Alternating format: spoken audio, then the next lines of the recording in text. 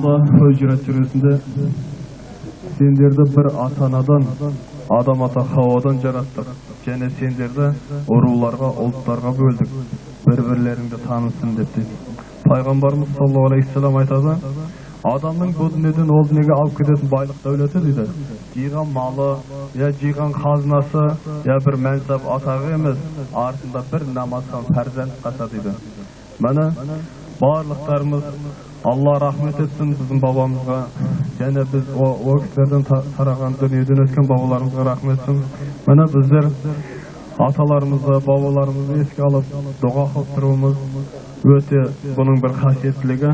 Бұл кісілер қабірде жатқан кезде дәрежесі сондай көтеріледі екен. Сөйтіп сол кезде дәрежесі көтерілгенде бұлар Аллахтан сұрайды екен. Я Аллах, менің дәрежем неге көтеріліп жатыр? Бұның себебі неде деп сұрағанда Аллах айтады екен. Сенің артындағы қалған ұрпақтарыңның дұғасына қарай, сенің қабір ішінде дәрежең көтерілу себебі осы дейді екен. Аллах барлықтарыңыздың ниеттеріңіз қабыл қылсын. أعوذ بالله من الشيطان الرجيم.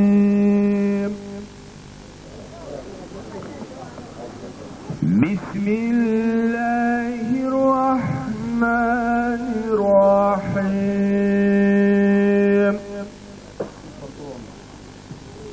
ياسين والقرآن الحكيم إنك لمن المرسلين على صراط مستقيم تنزيل العزيز الرحيم لتنذر قوما ما أنذر آباؤهم فهم غافلون.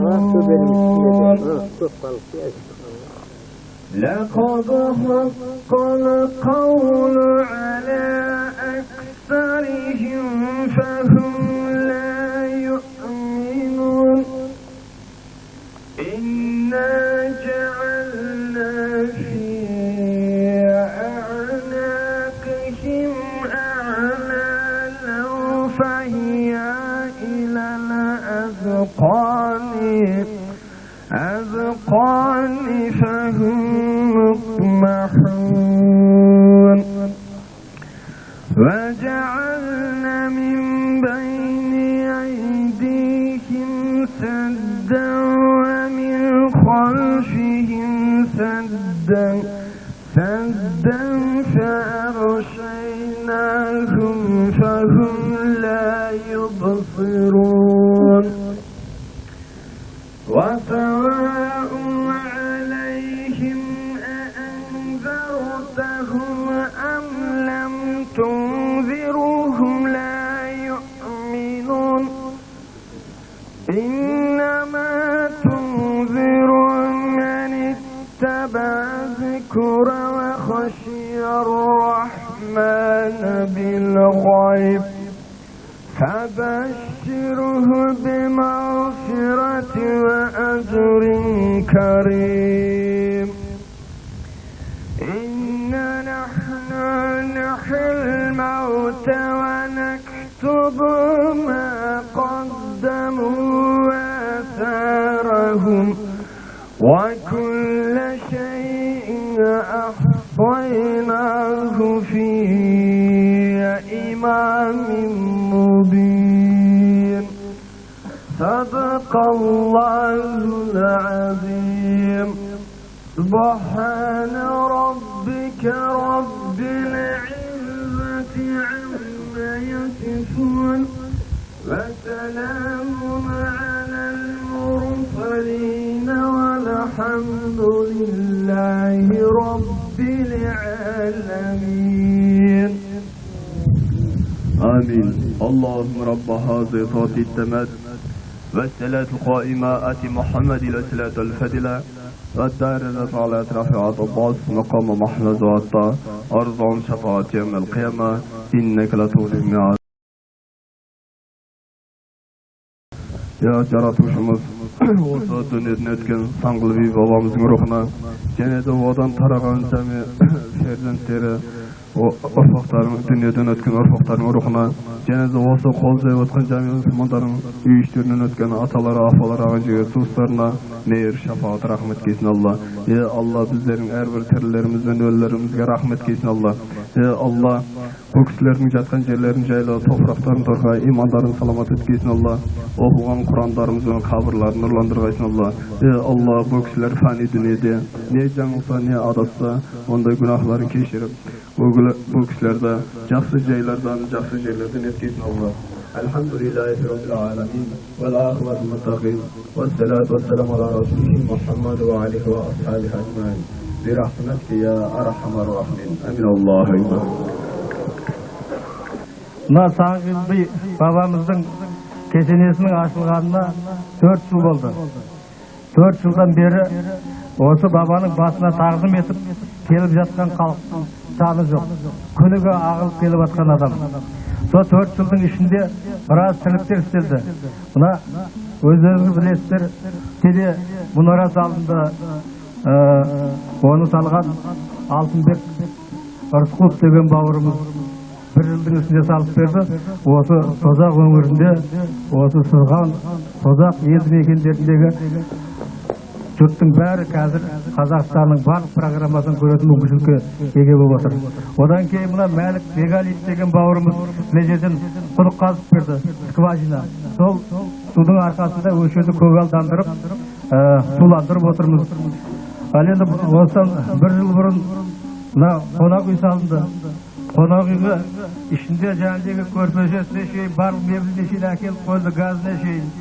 Құда қаласа келген адамның бәрі сол жерге зиярат жасап, дұғасын оқып, қонып кетіп жатқан жағдайлары бар. Ал енді былтыр Шәуілдір ауылындағы ағайындар жиналып келіп осы жерге ас берді. Оның алдында мына Пернехан бауырымыз өзі жеке келіп осында ас беріп кетті. Ал енді биыл мына Сарыағаш өңіріндегі ағайындарымыздың беріп жатқан бүгін асы.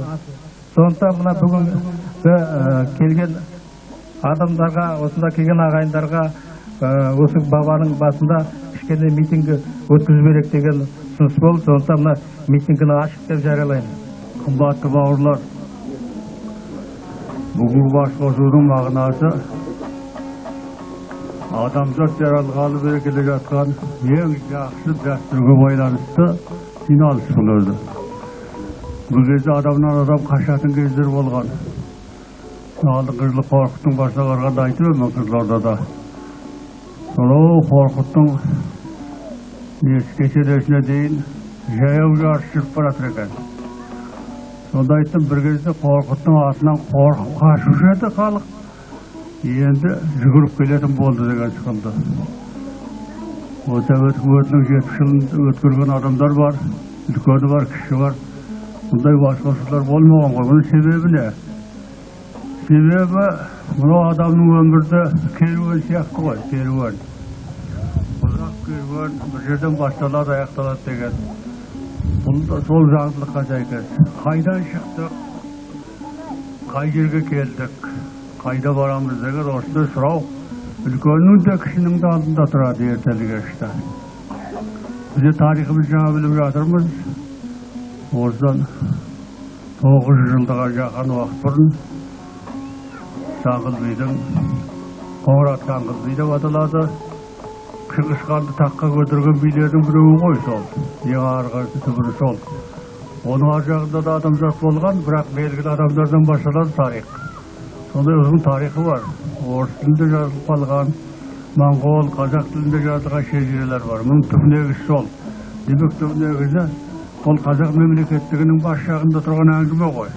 Шыңғыс хан деген бір жағы жаулаушы деп атағанымен ол қосып көшкенді халықтан ел қылып кеткен. Оның атақты билері. Ханда 40 кісінің ақылы болса, биде 40 кісінің ар намысы болады деген сөз бар. Сондай елдің ар намысын ұстаған адам ғой. Мен сондай ұзақ жол көшіп келеткен ел енді мына сағада жазалды. Қазір кезде бұның мағынасы жетесен мен оны шұғылай деп ойлаймын. Тұрмыстың кем кетігі, олқыл-толқыл жерлер бар белгілі ғой. қирап қалған нәрсе түзелер, бұзылған түзелер, жоғалған малдың орнына қайтадан мал жайлар. Бірақ мына рухани адам болып жүру үшін рух керек, сенім керек, наным керек, мұны соған керек. Қазір бізге жетпей жатқан нәрсе тұрмыстың кемдігі емес. Мына рухани аштық. Адамнан адам алыстап барады, байлық қуып бара жатыр адамға. Байлық болса ата-анасына да қарамайтын жағдайлар туып келе жатыр. Болса өзінің ауылдың ағайынның малын ұрлайтын неше пәлелер шықты. Біреу кісі өлтіріп кететін, құн төлемей қашып кететін, парамен құтылып кететін. Қоғамда осындай азу-тозудың элементтері бар. Міне соған тоқтататын екі күш бар. Біреуі біздің дініміз. Мұсылман діні дүниедегі ең таза, ең соңғы дін. Бұнда кәдім қанағатшылдыққа, қайырымдылыққа шақырады. Екінші дәстүріміз ата-бабадан келе жатқан, елді ел қылып ұстап келе жатқан. Міне соған байланысты осында елдің жиналуы өте заңды. Барлықтарыңыздың тілектеріңіз қабыл болсын.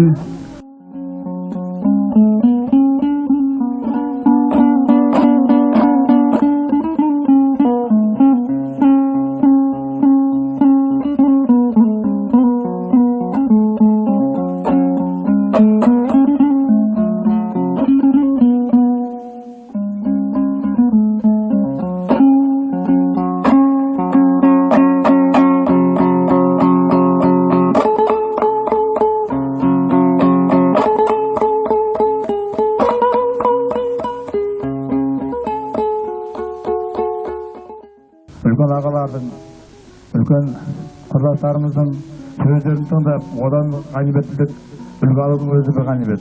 Әзір үлкен жақсы лекер айтылды, мынаудан да. Сол бәрімен қоса тұрып, мынаның бір үлкен бір қасиеттілігі, жастарға үлкен тәрбиелігі. Бұрында Сарыағаш Абай Шадырай өңірінде жастар бір танымайтын.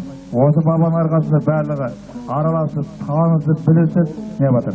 Оның өзі үлкен жақсы нәрсе.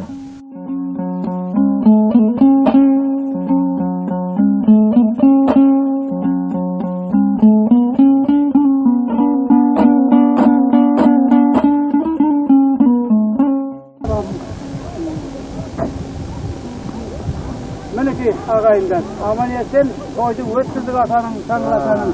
Енді аттанып ауылға қайтамыз. Аманшылық болсын, енді осы уақытта келіп, үлкен бір жиын өткізетіміз. Болдың ба жет? Ала мәшін жет.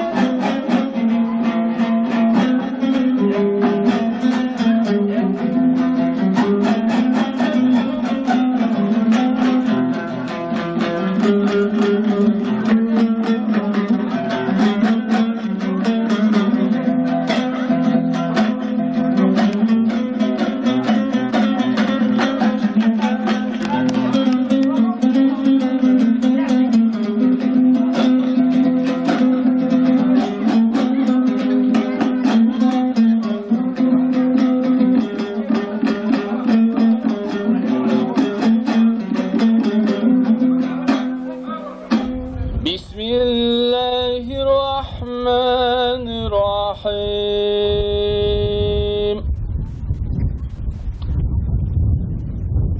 İnni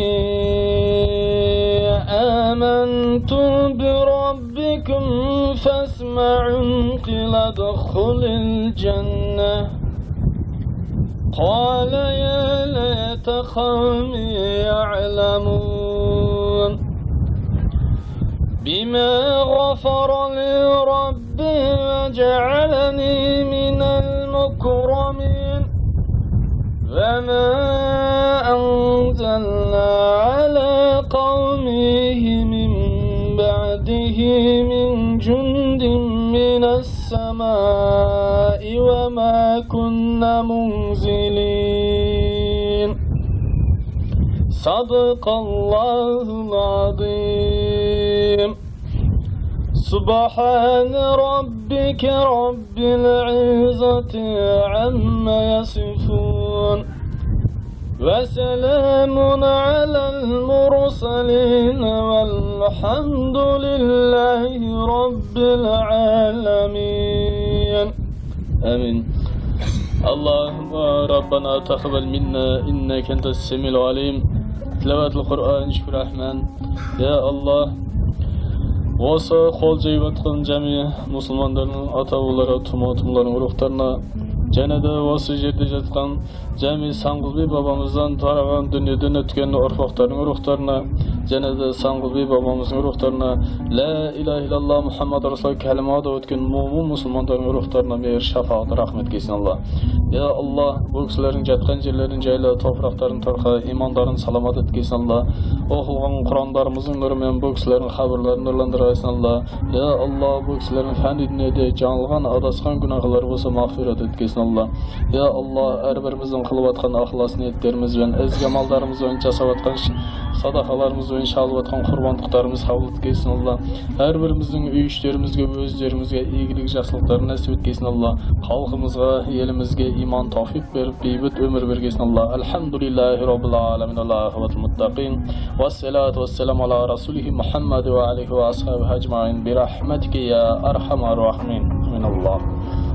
Асқа жиналған қонақтар, биыл Саңғыл бабамыздың басына кесені тұрғызып, ашылу салтанатының өткеніне биыл 5 жыл өтіп отыр. 5 жылдың ішінде талай іс-шаралар атқарылып жатыр. Өздеріңіз білесіздер, осы жерде мына қонақ үй салынды, мына телевишка салынды, скважина салынып жатыр. Осының айналасы көгалдандыру жұмысы әлі жалғасып жатыр. Жылда бұл тірлік ары қарап жалғаса беретін тірлік. Ал енді басында өзіміздің сондай қауымдастықтың қабылдаған шешім бойынша жылда бір аудан келіп осы жерге бабаның әруағына арнап ас беріп тұрамыз деп келіскенбіз. Сол биыл мына Мақтааралдық бауырларымыз мына халықты жинап, өздерінің асын беріп, осы жерге сый-сияпатын жасауға келіп отыр. Осы кезекті жиынды, митингіді ашық деп жариялауға рұқсат етіңіздер. Айналайын ағайындар, біздің ауызбіршілігіміз, мейірбандылығымыз, рақымшылдығымыз осы бізге жарасады. Осыны ұмытпасақ, біз барлық уақытта қадірлі бір-бірімізге сыйлы ағайын боламыз. Сіздерге көп-көп рахмет. Ұзақтан, жақыннан бәрі жиналып, осында келіп отырсыздар. Ал енді бұл ағайынгершіліктің бірлігі, ағайынгершіліктің татулығы, ағайынгершіліктің барлығын бір-біріне сүйіспеншілігі. Біздің әр жерде шашыраңқы екеніміз рас, бірақ шашыраңқы болғанда далаға шығып кеткеніміз жоқ. Я Америкаға, я Англияға. Осы айнала жетті оңтүстіктің өңіріндеміз бәріміз. Бір-бірімізді алыста болса кеудеміз жақын тұтып тұрады. Бір-бірімізді аузымыз жақын тұтып тұрады. Ал енді мынау келген аяқтарыңызға құт түссін, айналайын, бала-шағаларың өмір ұзақ болсын. Бір, екінші айтарым мынау келіндерге, әйел балдарға айналайын, біздің санымызды көбейтіп, біздің ортамыздан жақсы жігіттер шығартып атқан айналайын аналар, келіндер, сіздердің келгендеріңізге көп-көп рахмет шырағым келіп, осы әруақтың ішінде бірге болайық дегенге. Менің айтарым, осы шырақтарым сендерге барлығына сау-саламаттық, өмір бақи жақсы тату-тәтті болып тұруға сіздерді Алла тағаладан тілеймін. Саламат болыңыздар.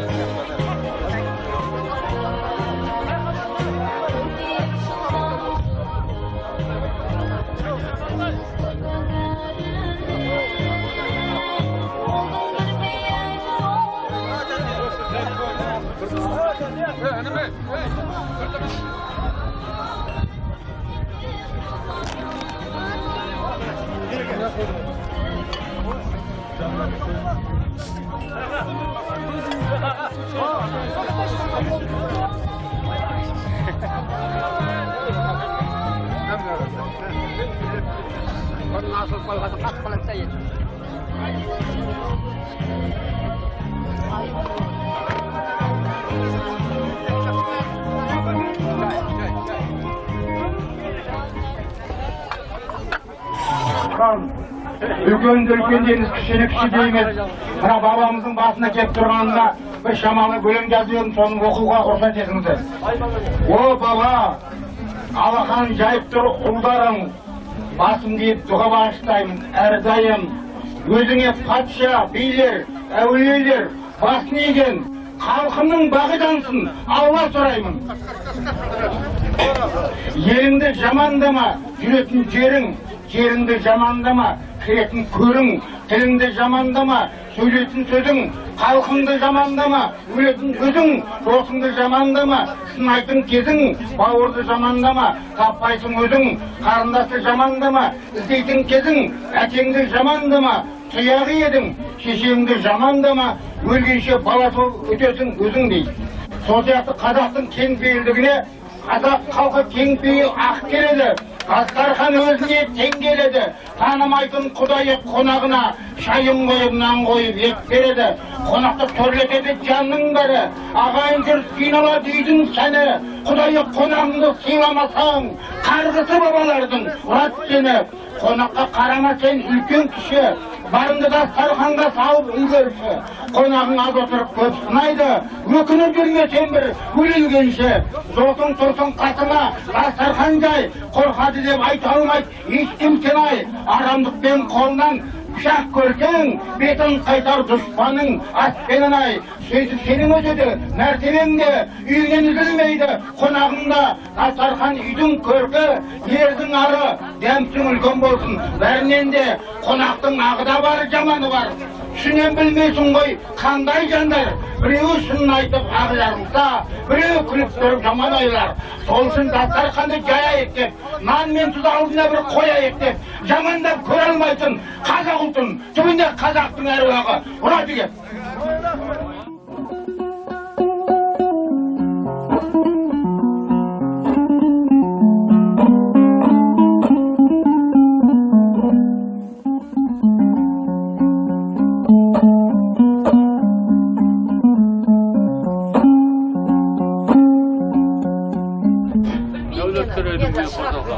Дәулеткерейдің үйі қосылға.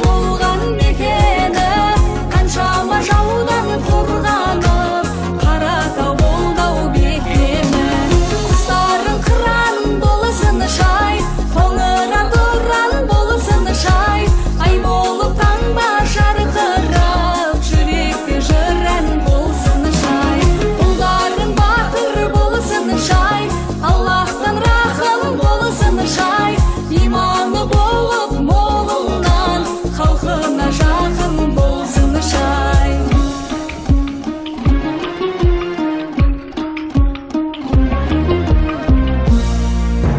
Саңғыл бимен майқы би шыңғысты таққа көтерді. Қоңыраттан қыз алып жүректен жалын оты